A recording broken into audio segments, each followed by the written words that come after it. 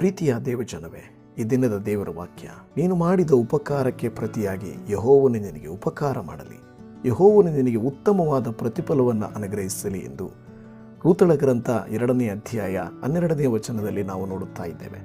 ರೂತಳು ಇಷ್ಟಕ್ಕೂ ಏನು ಮಾಡಿದ್ಲು?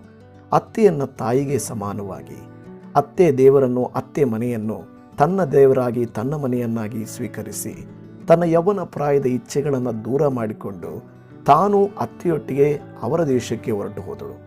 ಆಕೆ ಮಾಡಿದ ಉಪಕಾರಕ್ಕೆ ದೇವರು ಆಕೆಗೆ ಅಪಕಾರವನ್ನು ಮಾಡಲಿಲ್ಲ, ಬದಲಾಗಿ ದೇವರು ಆಕೆಗೆ ಉಪಕಾರವನ್ನು ಮಾಡಿದರು.